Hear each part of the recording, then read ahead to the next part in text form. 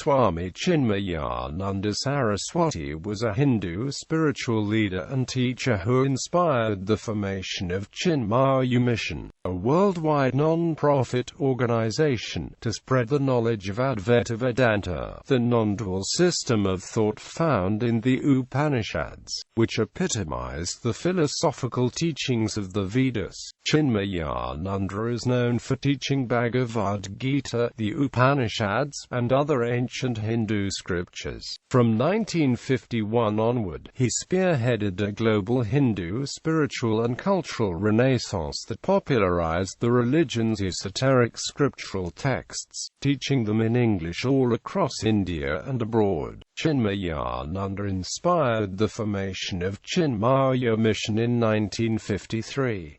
Founded by his disciples and led by him, it is a spiritual, educational, and charitable non-profit organization that encompasses more than 300 centers in India and internationally. He authored 95 publications, including commentaries on the major Upanishads and Bhagavad Gita. He was a visiting professor of Indian philosophy at several American and Asian universities, and he conducted university lecture tours in many countries. Through his Vedantic teachings, publications, centers, ashrams, temples, and social service projects around the globe, his work continues to provide cultural and spiritual instruction to members of the Hindu diaspora.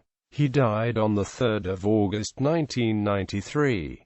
Biography, early life and education. Puthumbali Balakrishna Menon, who later became known as Swami Chinmayananda, was born in the city of Ernakulam in present-day Kerala, India, on 8 May 1916, as the eldest son of a prominent judge, Vadakakarapithukutta Menon, who was the nephew of the Maharaja of Kochi. His mother, Parukutiyamma, died while giving birth to her third child. His father remarried after his mother's death, and went to have more children. He completed his formal schooling in Sree Rama Varma High School, Kochi, and Vivekodayam School, Thrissur. He completed his FA at the Maharaja's College, Ernakulam, and his BA at the St. Thomas College, Tricur. He went on to Lucknow University to earn postgraduate degrees in literature and law, while completing courses in journalism. Although he would go on to become a celebrated spiritual teacher in his student years, Balin had yet to formally accept religion. In the summer of 1936, he visited the eminent sage Sri Ramana Maharshi. By Chinmayananda's later personal accounts, when Ramana Maharshi looked at him, he experienced a thrill of spiritual enlightenment which, at the time, he promptly rationalized away as being mere hypnotism.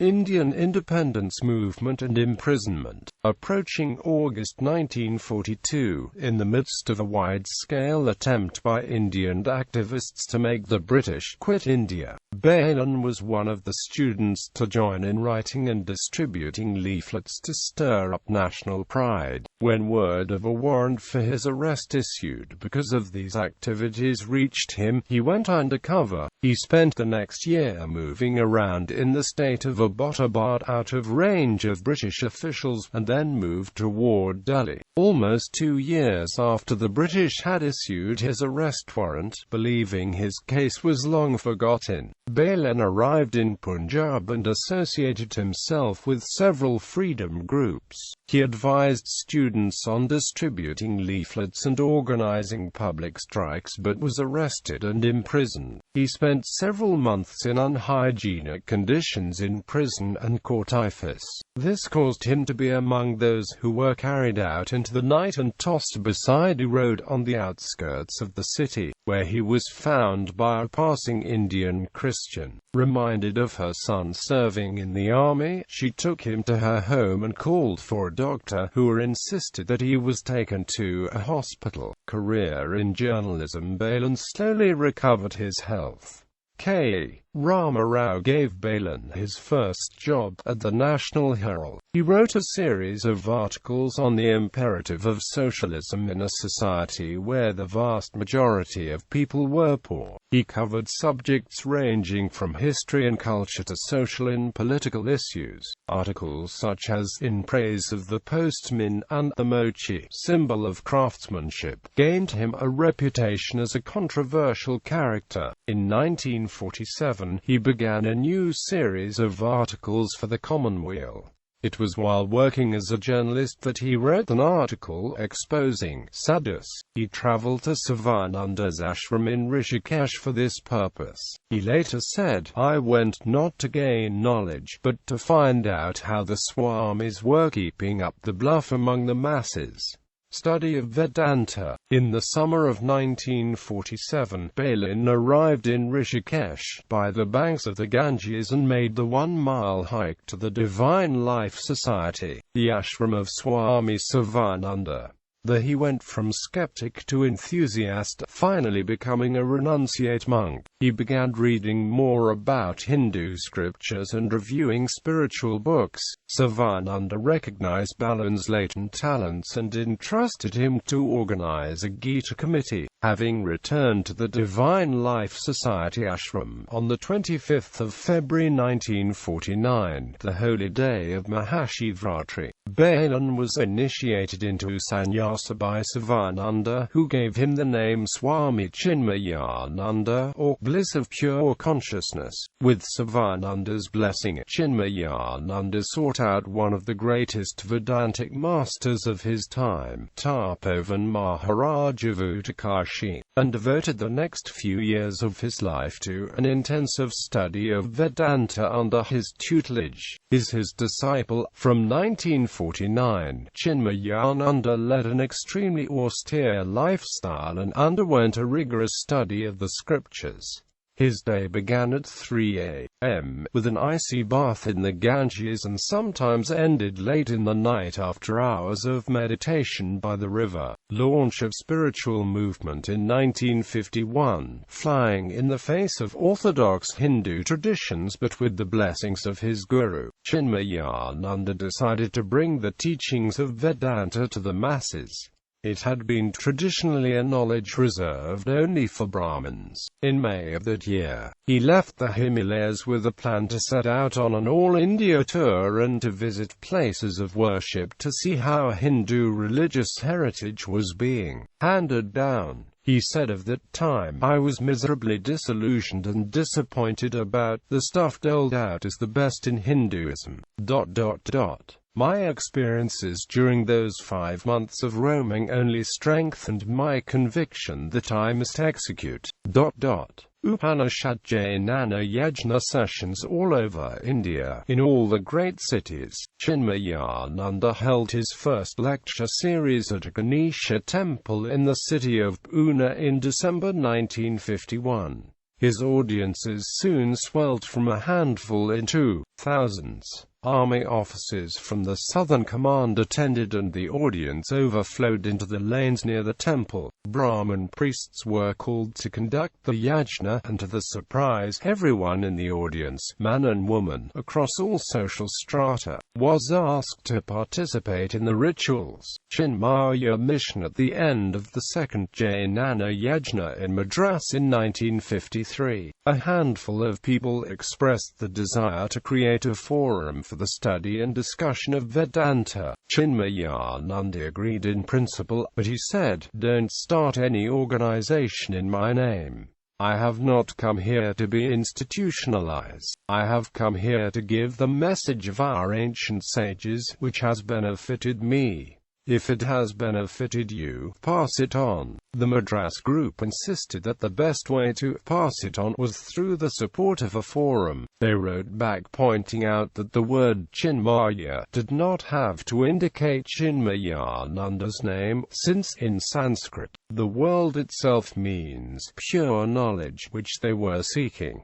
He conceded. On the 8th of August 1953, the Chinmaya Mission was formed. Before long, Hundreds of study groups were set up all over the country for people to get together in small batches to study religion and philosophy in a systematic manner. Devi groups were organized for women to take up regular spiritual study and social work. In 1956, the 23rd Jnana Yajna in Delhi was inaugurated by the President of India, Rajendra Prasad. He spoke highly of the work Chinmayananda was doing to restore India's cultural glory. In a span of 5 years, Chinmayananda had instructed over 50,000 of his countrymen through 25 Jnana Yajnas across the country. On the 6th of March 1965, Chinmayananda set out on his first global teaching tour, covering 39 cities in 18 countries: Thailand, Hong Kong, Japan, Malaysia, United States, Mexico, Spain, United Kingdom, Belgium, the Netherlands, Sweden, Germany, Denmark, France, Switzerland, Italy, Greece, and Lebanon. Over the next 28 years, he continued these international discourses, staying only a week or so in each place, delivering a minimum of 2 lectures a day, and handling numerous meetings, interviews, discussions, and programs. He wrote scores of letters a day. It soon became necessary to coordinate the growing spiritual movement in the United States. Chinmaya Mission West was formed in 1975 for this purpose. Chinmayananda's message resonated with heads of other faiths. One of his yajnas in Bombay was inaugurated by Cardinal Valerian Gracias, a prominent Catholic archbishop of the time. The Dalai Lama, head of the Tibetan Buddhist order, visited with him at the Chinmaya Mission ashram in Sidbari in 1981. Chinmayananda was a supporter of interfaith dialogue and participated in many interfaith events. In 1992, he undertook a lecture tour of 12 U.S. universities to establish an international library and research center, the Chinmaya International Foundation, in Kerala, India. Vishva Hindu Parishad. In 1963, Swami Chinmayananda wrote an article airing the idea of calling for a World Hindu Council, inviting delegates from throughout the world to discuss the difficulties and needs concerning the survival and development of Hindu culture. Quote, "This attracted the attention of RSS Prachrak SS. APTE, who was airing similar ideas at the time. APTE and Chinmayananda jointly organized such a conference at the Sandipani Ashram in August of 1964, which resulted in the founding of the Vishva Hindu Parishad. Swami Chinmayananda was elected as president and APTE as general secretary of the new organization. Passing away, Chinmayananda had chronic heart problems. He had his first heart attack in 1969 when his treatment at the newly opened Chinmaya Mission Hospital in Bangalore made him its first patient. In the summer of 1980, when he was in the United States for a series of Jnana Yajnas, he had to undergo multiple heart bypass surgery in Texas. On the 26th of July 1993, he suffered breathing problems in San Diego, California, and on the 29th of July he had emergency heart bypass surgery at Sharp Memorial Hospital. His condition continued to be critical and he was put on a life support system. He died on the 3rd of August 1993.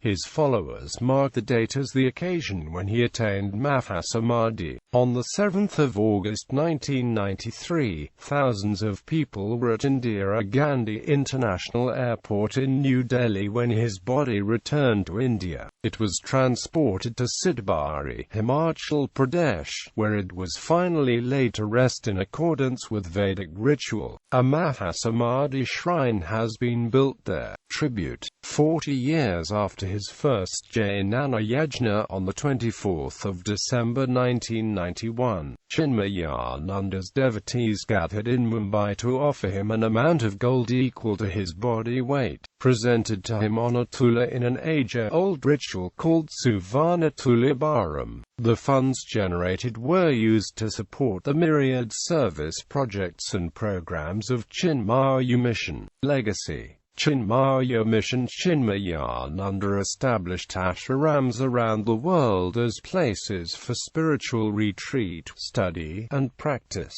There are numerous and diverse devotional, spiritual, cultural, and social projects that the Chinmaya Mission continues to administer and conduct in Chinmayananda's memory, including the Balavihar, the Chinmaya Yuva Kendra, and Chinmaya study groups for adults, which are also known as Devi groups. The mission has also constructed over 58 temples in India and abroad, and it operates the Chinmaya Organization for Rural Development, which was founded by Chinmayananda to facilitate integrated sustainable development for the poor through self-empowerment. Chinmaya International Foundation. He established the Chinmaya International Foundation at the Tharavad House of Adi Shankara, which the foundation bought, in the village Veliyanad in Ernakulam district in Kerala. Nursery school. From its beginnings in 1967 at a nursery school inaugurated by Chinmayananda in Kolangode, Kerala, today there are over 76 Chinmaya Vidyalaya's, 7 Chinmaya colleges, and the Chinmaya International Residential School in India, and the first Chinmaya Vidyalaya outside India's borders, in Trinidad, West Indies. Medical facilities. Chinmayananda inaugurated the Chinmaya Mission Hospital in 1970. The facility has grown into a modern, fully equipped 200-bed hospital in Bangalore in Karnataka, India. In the late 1970s, Chinmayananda established rural healthcare services in Sidbari, Himachal Pradesh, India. Publications. Chinmayananda authored 95 publications in his lifetime, including 40 commentaries on classical scriptural texts, 8 compilations, 13 co-authored works and 34 original works. Over the years, luxury hotels in India started keeping a copy of his commentary on the Bhagavad Gita in all the guest rooms. His books, written in English, have been translated into numerous regional Indian languages, including Hindi, Tamil, Malayalam, Marathi, Telugu, Kannada, Odia, Bengali, Sindhi, and Urdu, and in one European language, French. His birth centenary has been celebrated with publication of Chinmaya Birth Centenary Series. A series of 12 books are being published. The 11th in the series is on Sadhana, the spiritual trail. The book is named as Life of a BMI Chart. The BMI Chart is a teaching tool innovated by Chinmayananda that became one of his hallmarks. It categorizes the totality of human experience, according to the science of Vedanta, by drawing on 11 characters of the English and Devanagari alphabets. Honors and recognition. On the 2nd of December 1992, Chinmayananda gave an address in the United Nations titled Planet in Crisis. The U.S. magazine, Hinduism Today, conferred him with its Hindu Renaissance Award and the title of Hindu of the Year in 1992. In 1993, he was selected as President of Hindu Religion for the Centennial Conference of the Parliament of the World's Religions in Chicago, where Swami Vivekananda had given his address 100 years previously. He was also to be honored for his selfless service to humanity in Washington, D.C. at World Vision 2000, a conference of religious leaders organized by Vishva Hindu Parishad on 6 to 8 August 1993. He did not attend either of the latter two functions, as he died on 3 August 1993. On 8 May 2015, Indian Prime Minister Narendra Modi released a commemorative coin to mark his birth centenary.